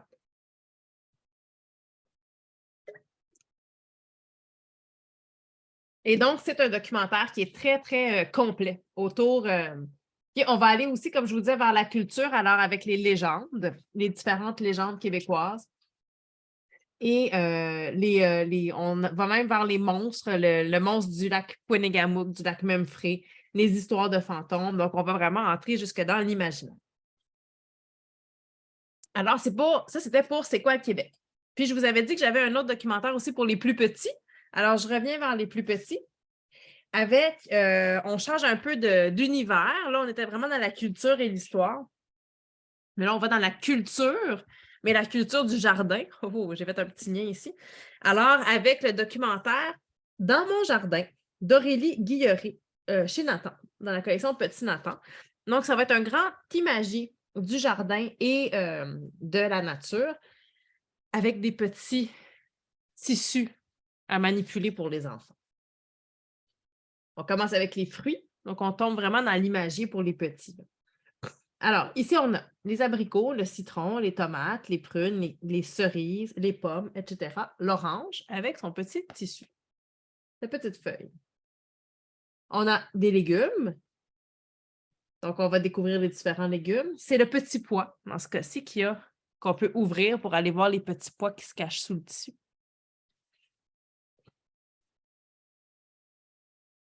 Dans le jardin, on va aussi trouver des insectes. Donc, on nous présente une panoplie d'insectes. Et là, ben, c'est le cas du papillon morpho ici, le papillon azuré, où on va avoir le tissu. Mais on va avoir la guêpe, le gendarme, l'abeille, le bourdon, la coccinelle, la chenille, la menthe, la cigale, des fourmis noires, fourmis rouges, des mouches, des moustiques, des libellules, des sauterelles et des cétoines. Donc, tous des insectes qu'on peut trouver ici. Les autres petites bêtes du jardin. On n'a pas trop de hérissons quand même, à moins que je me trompe, mais plusieurs animaux qu'on peut trouver ici. Le chat, ce matin, je suis allée voir mes petites pousses de carottes et de radis dans le jardin qui sont sorties. Et il y a un chat qui est arrivé dans mon jardin, puis je pense que j'étais sur sa route du matin. Il ne s'attendait pas du tout à me trouver là, puis j'étais en train de épurer mon rang de radis, puis le chat était vraiment surpris de me trouver là. Ensuite, l'équipement du jardinier. Donc, un bien équipé pour jardinier, on a les bottes, l'échelle, la serfouette, l'arrosoir, le panier et la paire de gants ici. On peut jardiner en écoutant les oiseaux. Alors, des oiseaux, pour plusieurs qu'on trouve ici, pour d'autres qui sont des espèces qu'on ne trouve pas nécessairement ici, mais toutes sortes d'oiseaux qu'on peut découvrir. Et les fleurs qu'on va trouver au jardin. Le muguet, la jonquille, le lilas, le bouton d'or, le coquelicot, la marguerite, le trèfle. En ce moment, on est dans les tulipes. Il y a beaucoup de tulipes qui sont sorties. Alors, vraiment, un imagier pour les premiers lecteurs pour découvrir toutes les composantes du jardin. Ça s'appelle « Dans mon jardin ». C'est encore un ouvrage pour faire une liste. Moi, j'aime beaucoup ça faire des listes. Alors là, on fait la liste des choses qu'on a. On se rend dans un jardin collectif, un jardin communautaire, quand ça va être un petit peu plus poussé, puis on fait la liste de ce qu'on a retrouvé, puis on compare avec notre documentaire. Toujours autour de la thématique de la nature et du jardinage, pour faire un réseau avec celui-ci. Chez Usborne, vous avez « Tout commence par une graine », ces plantes qui nous nourrissent. C'est mon grand livre illustré. Alors, si dans mon jardin, vous aviez une version un peu plus jeune, ici, vous allez avoir une panoplie d'informations sur le cycle de la vie d'une plante à partir de la graine jusqu'à la récolte. Alors, on nous dit « Tout commence par une graine ». Je ne sais pas si vous faites l'expérience en classe, là, les expériences de jardinage, puis planter des graines. À ce temps-ci de l'année, ça arrive souvent. Je suis allée dans la classe de ma fille, on a planté des graines là, de haricots. On voit souvent ces premières étapes-là, puis c'est souvent les haricots qu'on utilise. Alors, on nous dit c'est la fin du printemps et une graine brun doré de haricot repose dans le sol humide et chaud. Peu à peu, une racine se forme et s'enterre plus profondément, tandis qu'une pousse apparaît. Au bout de quelques semaines, la pousse sort de terre et se redresse. Des feuilles plates et pointues s'ouvrent à partir de la pousse. Elles servent à transformer la lumière du soleil en nourriture indispensable à la croissance de la plante. Sous la terre, les racines aussi ont une fonction essentielle. Elles absorbent l'eau et les minéraux nécessaires au développement de la plante.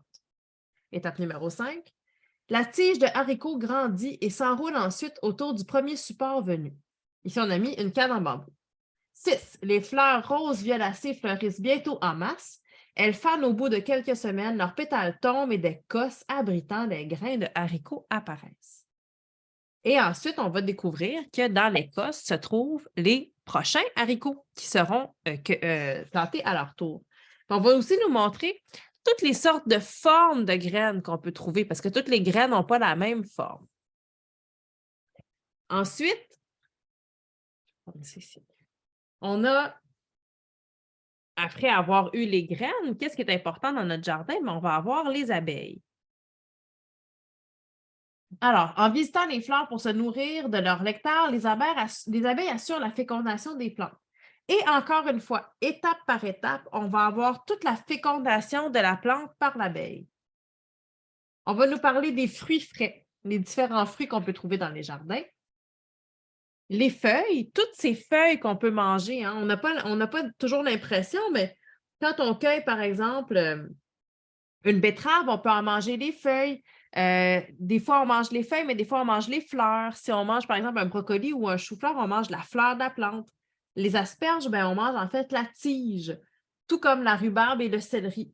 On mange parfois des bulbes. Alors, vraiment, on va avoir comme ça une découverte complète du potager.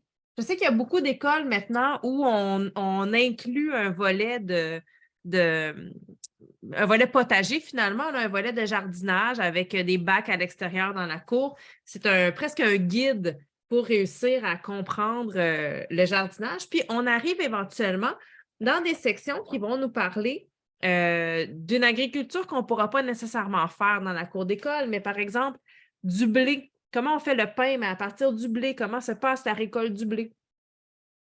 Dans d'autres pays, nous, on n'a peut-être pas ici la fève de chocolat, hein, le cacaoyer, mais ça aussi, c'est une forme d'agriculture qui est nécessaire à notre alimentation. Je dis bien nécessaire.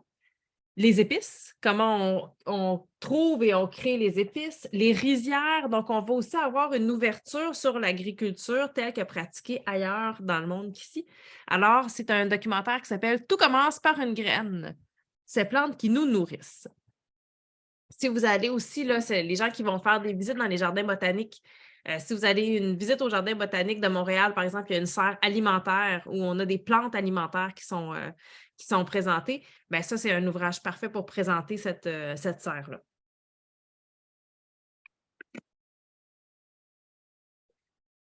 Je pense que je vais finir cette présentation-là en sortant de la nature parce qu'on a vu quand même plusieurs ouvrages autour de ce thème-là. Puis on va entrer peut-être plus dans l'histoire et le patrimoine ou l'histoire et la technologie avec mes derniers documentaires. Ah oui, il faut absolument que je vous parle de celui-ci. Il y a tellement de beaux livres que j'aimerais pouvoir vous présenter, puis le temps file si vite. J'ai toujours l'impression d'avoir trop de livres à vous montrer. Il faudrait qu'on fasse plus de présentations comme ça pour que vous puissiez en découvrir toujours davantage. Je vais refaire pendant que je vous parle. Vous voyez, je fais une petite présentation esthétique ici pour que vous ayez l'impression que c'est très joli. Je vais vous présenter un album qui est parfait pour l'animation avec un groupe parce que c'est un album documentaire qui amène à découvrir, à faire des questionnaires, des quiz avec les enfants. L'album est bâti sous forme de quiz. Ça s'appelle « Vrai ou faux? Les surprises de l'histoire ». C'est de Soledad Romeo Marino et Oye Mathias chez Nathan. C'est paru en 2023 pour l'édition française. C'est un ouvrage espagnol à la base. Et c'est pas facile de faire participer toujours les enfants dans des animations. Les adolescents, encore moins. Surtout parce que des fois, ils sont gênés. Donc, on pose des questions, quand on pose des questions avec un développement, là, où on leur demande de combien penses-tu que je sais pas, n'importe quelle question, là, combien penses-tu, quelle température penses-tu qu'il peut faire sur la Lune? Okay? Bien, si on n'a aucune idée de la réponse, on a beaucoup de chances d'avoir l'air nono. Donc, quand on est un adolescent et que l'honneur et l'orgueil sont très importants, on ne s'essayera pas à donner une réponse si on a peur de se tromper complètement. Mais celui-ci, il amène à autre chose parce que c'est des vrais ou faux. Fait que vrai ou faux, c'est à peu près le type de question où on a le plus grand pourcentage de chances d'avoir la bonne réponse si on ne la connaît pas avant de commencer. On a 50 des chances d'avoir la bonne réponse. Eh bien, vrai ou faux sur l'histoire. Alors, on a des doubles pages qui abordent une tranche de l'histoire ou un événement historique. Présentation, question. Et à la fin, on va retrouver les réponses. Donc, on reprend la présentation de la double page avec les réponses et les informations. Donc, on a vraiment, les réponses sont disponibles, mais à la fin, puis à la fin, évidemment, on nous donne une explication par rapport à chacune de ces questions-là. Par exemple, la préhistoire. Inventeur à la préhistoire. La préhistoire a commencé en Afrique il y a plus de 2 millions d'années avec l'apparition des premiers humains. Pendant cette longue période, ils ont appris à tailler des pierres pour obtenir des outils, à faire du feu et à construire des refuges. Les familles se regroupaient en tribus et collaboraient pour chasser, pêcher, cueillir des fruits et se défendre. La préhistoire fut une époque extraordinairement créative qui reste encore un mystère pour nous. Sauras-tu dire si les affirmations suivantes sont vraies ou fausses? Alors, vrai ou faux? Je vais vous en poser une. Là, je vous demanderai de répondre là, dans la conversation. Vrai ou faux? Est-ce que les hommes préhistoriques se rasaient la barbe? Vous avez 50% des chances d'avoir la bonne réponse. Alors, Kate nous dit c'est faux. Diane nous dit aussi c'est faux. Ils ne se rasaient pas la barbe, des hommes préhistoriques. Sylviane nous dit que c'est faux aussi. C'était des poilus. Eh bien, on nous dit que c'est vrai. La vérité, c'est que les hommes se rasaient sans doute déjà à la préhistoire. Ils devaient utiliser des pinces fabriquées avec des os d'animaux ou des pierres affûtées. Alors, hein, quelle surprise, les hommes se rasaient à la préhistoire. OK, j'en ai peut-être des plus faciles. Ah, celle-là, là, tout le monde, tous les jeunes le savaient. OK? J'étais vraiment étonnée. Les jeunes ont eu la bonne réponse parce qu'ils ont lu des livres ou écouté des films et ils ont eu de l'information. Je vous pose la question, puis après ça, on verra si vous avez la bonne réponse, vous aussi. La civilisation de la Grèce antique, les femmes dans la Grèce antique. La civilisation de la Grèce antique s'est épanouie au bord de la Méditerranée 1200 ans avant notre ère. Cette culture brillante est la mère de la démocratie, du théâtre, de la philosophie et de la politique. Comment vivaient les femmes à cette époque grandiose? Vrai ou faux? Lancer une pomme à une femme était une forme de menace.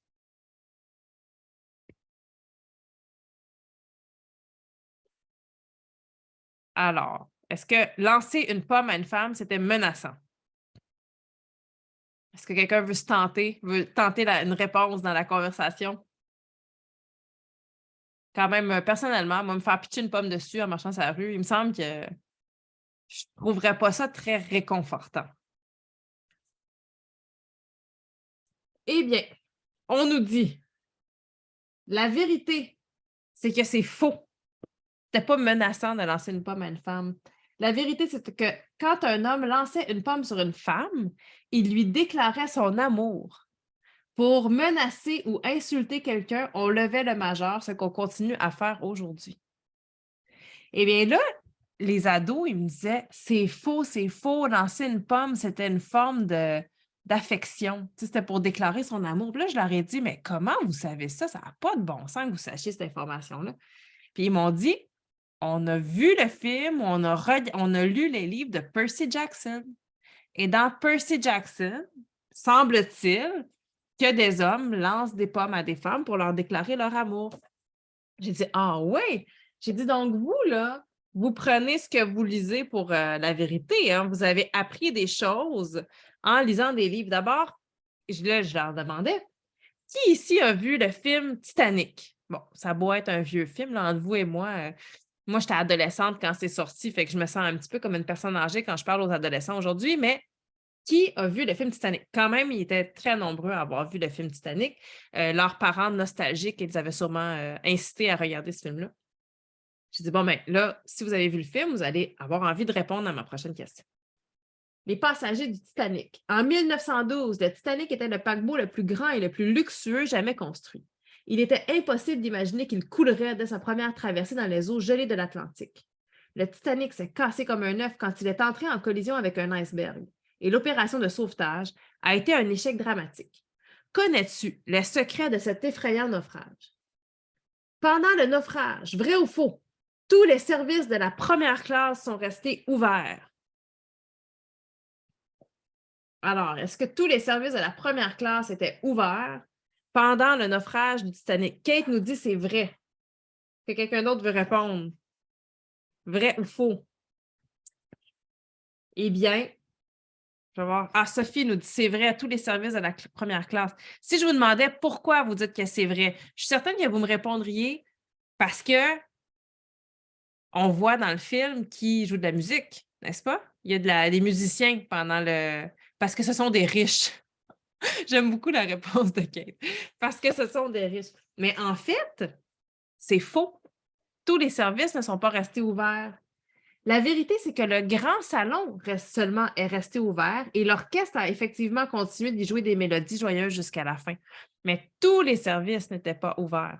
Alors là, je disais aux jeunes, des fois, ce qu'on voit dans les films, on l'interprète d'une certaine façon, on le comprend d'une certaine façon, mais attention, il faut quand même aller vérifier les faits. Parce que ce qui est raconté, ça peut être romancé, ça peut être un peu arrangé pour qu'on s'y attache davantage. Alors, c'est vraiment un magnifique documentaire sur l'histoire, une façon aussi d'aller capter l'attention des jeunes quand on veut les intéresser à certaines tranches historiques.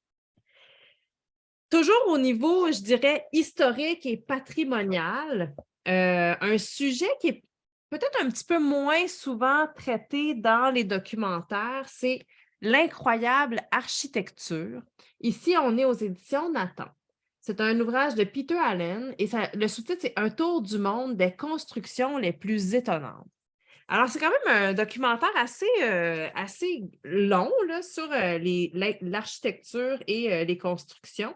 Vous avez d'ailleurs à la fin un index très pratique pour retrouver là, soit des architectes, des habitats. Disons, dans l'index, on va avoir Habitat 67, mais on va aussi avoir Antoni Gaudi, on va avoir, disons, Le Corbusier qui était un architecte, on va avoir des pays, le Sénégal qui est nommé, donc vous pouvez avoir différents items qui vont se retrouver dans l'index.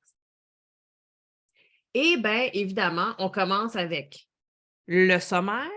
Dans le sommaire, on va voir que l'information, elle est répartie là, de façon assez chronologique, c'est-à-dire qu'on commence avec les monuments néolithiques. Ensuite, on s'en va aux ziggourats d'Ur en Irak, qui est en 2100 avant Jésus-Christ, les pyramides de Méroé au Soudan en 800 avant Jésus-Christ, puis on va se rendre jusqu'au siège de la SGAE en Espagne en 2008. Donc, on va avoir vraiment là, une évolution dans le temps là, par rapport à ce qui est présenté. Chacun des monuments est présenté sur une double page. Donc, par exemple, ici, le ziggourats d'Ur en 2100 avant Jésus-Christ en Irak. On nous dit une ziggoura est une pyramide à étages à 4 côtés, faite de briques d'argile. Elle servait de temple pour les dieux dans l'ancienne Mésopotamie. On trouve ces ziggouras en Iran et en Irak. Le ziggourats d'Ur en est l'exemple le mieux conservé. Le roi Ur-Nammu l'a fait construire en l'honneur du dieu de la lune, Nana, au milieu de plusieurs temples dans la ville d'Ur. Avec ses 64 mètres de long et 30 mètres de haut, la pyramide est un symbole de la richesse de la ville, visible à des kilomètres à la ronde. Seules les fondations de la structure existent aujourd'hui, mais à l'origine, le temple de Nana, décoré de briques bleues vernies, était érigé au sommet. On pensait que les dieux vivaient dans leur temple et celui de Nana devait donc avoir une chambre pour y dormir et une cuisine où des serviteurs mortels donc des mortels, oui, pouvaient lui préparer à manger. Le temple tomba en ruine avant d'être réhabilité au 6e siècle avant Jésus-Christ, puis encore abandonné et oublié jusqu'à la découverte de ses vestiges vers 1920. La ziggoura a été de nouveau restaurée dans les années 1980. Alors, vous voyez ici là, une panoplie de lieux à découvrir. Ce sont, à mon avis, des ouvrages qui peuvent ouvrir à tellement de recherches. La recherche historique, la recherche géographique pour découvrir les différents lieux dans le monde qui sont relatés. La recherche locale aussi, donc si par exemple, là, on n'aura pas le stade olympique dans notre présentation, mais si on habite à Montréal et qu'on voulait faire la page de Montréal, quel immeuble on mettrait? Peut-être que dans votre région, vous avez un immeuble qui est particulier que vous aimeriez y mettre, mais là, on a une belle situation d'écriture avec les jeunes qu'on peut faire, situation de recherche et d'écriture pour trouver en quelle année cet immeuble a été construit. Qui l'a construit? Est-ce qu'il y a, par exemple, des œuvres d'art qu'on va trouver à l'intérieur? Est-ce qu'il y a des informations sur la ville qu'il faudrait donner pour comprendre pourquoi cet immeuble-là est important? Par exemple, il y a des villes où on va trouver des édifices religieux avec une architecture très particulière, une église, je sais pas, un temple bouddhiste. Ben, ce temple-là, il a été construit par qui? Il a été construit quand? Pourquoi il y a un temple bouddhiste à cet endroit-là? Ben, c'est toute une façon de s'intéresser à notre patrimoine bâti. Donc ici, c'est incroyable architecture. C'est un sujet qui est moins souvent traité avec les jeunes, mais ça ouvre les yeux. Tu sais, je vous disais tantôt, quand on va se promener dans la forêt puis qu'on s'est fait une liste de choses à observer, mais quand on a lu des livres sur l'architecture ou sur l'histoire de l'art ou sur les arts et qu'on va se promener dans une ville, bien, on regarde notre environnement d'une façon complètement différente après. Donc, ça ouvre les yeux sur l'environnement urbain aussi dans lequel on peut évoluer. Donc, ça, c'était incroyable architecture. Puis je pense qu'il me reste juste le temps de vous présenter un dernier livre. Ça me fend le cœur parce que je voulais vous en présenter encore plusieurs, mais le dernier documentaire que je vais vous présenter, je l'ai choisi spécifiquement parce que tantôt, je vous disais, c'est le fun d'avoir des documentaires avec des textes courts, mais c'est le fun d'avoir aussi des documentaires avec des textes plus longs qui nous permettent vraiment de travailler avec les jeunes le texte informatif. Et en plus, quand c'est amusant, bien, ça donne envie de lire. Et c'est exactement ce qu'on a dans ce documentaire que moi, je dois vous dire, qui est un grand coup de cœur pour moi. Ça s'appelle C'est sale, la grande histoire de l'hygiène. C'est de Piotr Socha et Monika Oudnik-Strugota. C'est paru chez La Martinière Jeunesse. Eh bien, c'est une histoire de l'hygiène partout dans le monde. Alors, on a, premièrement, on commence avec des belles pages de garde qui nous donnent vraiment envie de se laver les mains. Donc, vous reconnaissez peut-être ici tous les germes et les microbes qu'on voudrait bien nettoyer grâce à l'hygiène. Et on va avoir on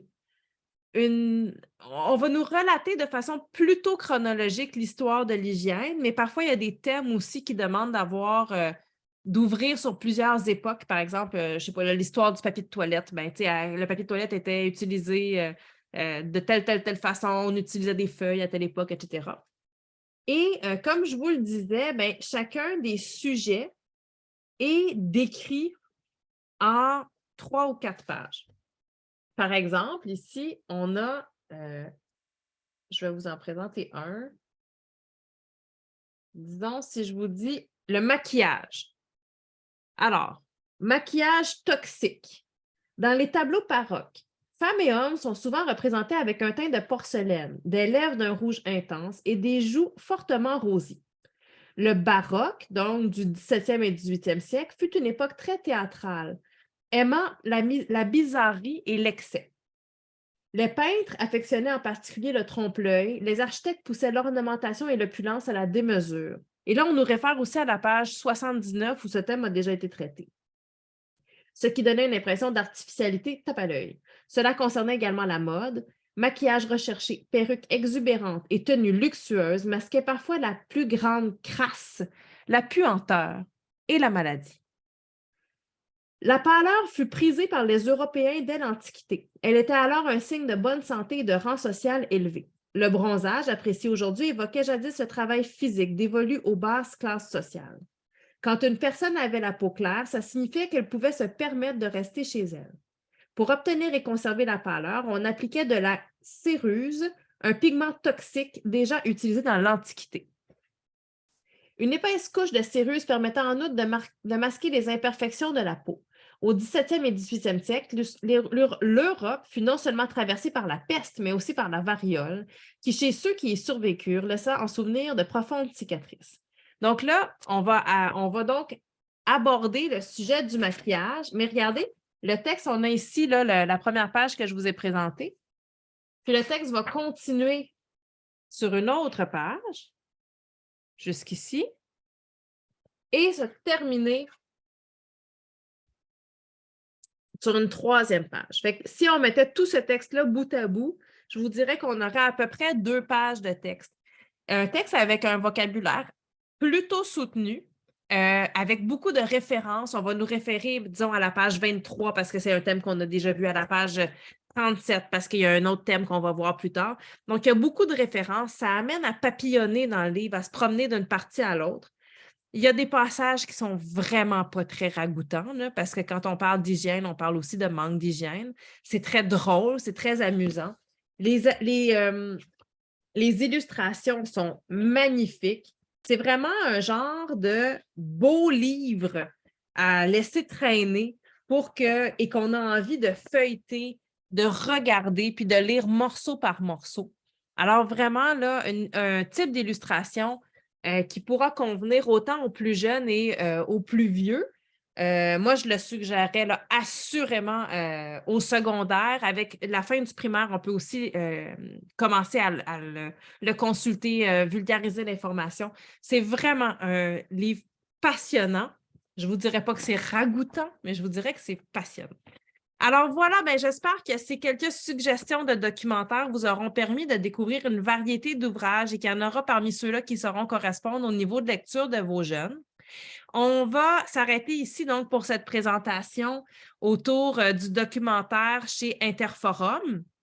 Et pour ceux qui sont parmi nous en direct aujourd'hui, on va se retrouver à 13 heures pour une dernière présentation qui va s'intéresser à la bande dessinée et au manga. Manquez pas ça, il y a une panoplie de découvertes à faire de ce côté-là. Et ben, je vais laisser donc ce moment, je vous laisse ce moment pour vous sustenter, puis on se retrouve à 13 heures avec la dernière présentation. Merci.